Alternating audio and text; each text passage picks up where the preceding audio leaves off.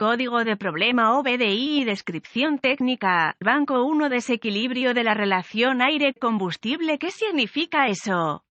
Este es un código genérico de diagnóstico de problemas DTC y se aplica a muchos vehículos o BDI. 1996 más reciente. Eso puede incluir, entre otros, vehículos de Toyota, Dodge, Ford, Honda, Jeep, Chevy, Chevrolet, GMC, Ram, etc. Aunque genéricos, los pasos exactos de reparación pueden variar según el año, la marca, el modelo y el tren motriz. Cuando se almacena un código P219A, significa que el módulo de control del tren motriz PCM ha detectado un desequilibrio de la relación aire-combustible para el banco del motor que contiene el cilindro número 1. Para monitorear la relación aire-combustible para cada banco de motores, el PCM utiliza la entrada de datos de sensores de oxígeno de escape calentado, a veces llamados sensores de combustible de aire. Cada sensor de oxígeno se construye utilizando un elemento sensor de dióxido de circonio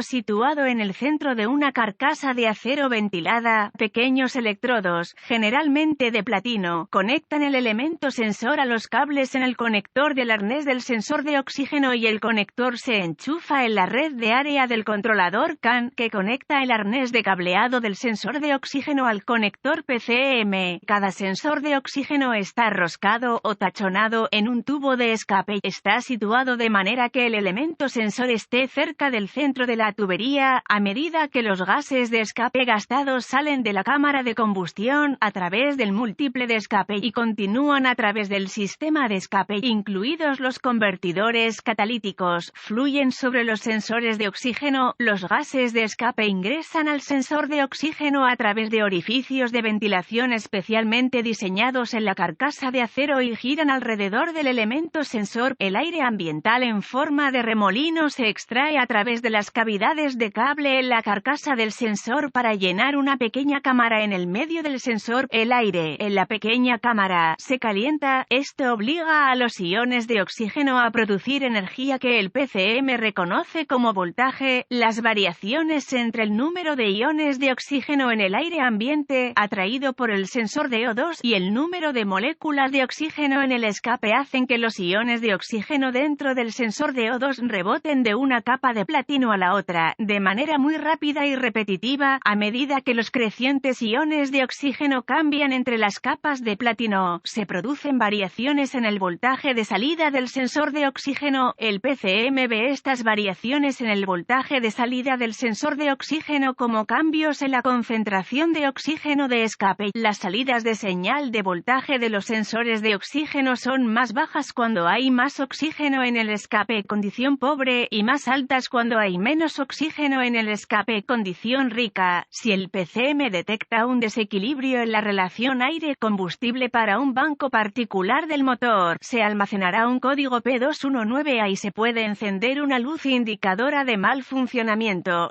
La mayoría de los vehículos requerirán múltiples ciclos de encendido, con una falla para la iluminación. Un sensor de oxígeno típico. ¿Cuál es la gravedad de este DTC? Una relación incorrecta de aire a combustible puede ser el resultado de combustible insuficiente o aire excesivo, vacío. Un código P219A debe clasificarse como severo y rectificado lo más rápido posible. ¿Cuáles son algunos de los síntomas del código?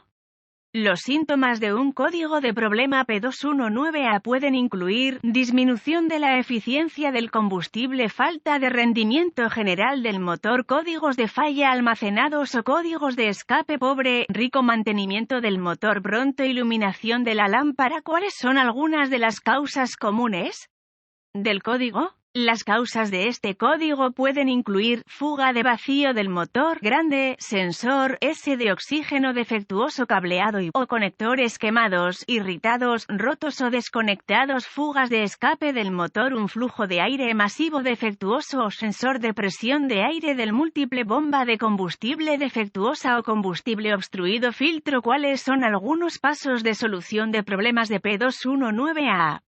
Todos los códigos de falla de encendido, códigos del sensor de posición del acelerador, códigos de presión de aire del colector y códigos de sensor de flujo de masa de aire deben abordarse antes de intentar diagnosticar un código P219A. El motor también debe funcionar sin problemas y de manera eficiente si se determina que existe una condición rica o pobre. Con el motor, esto debe repararse ya que puede ser la causa del almacenamiento del P219A.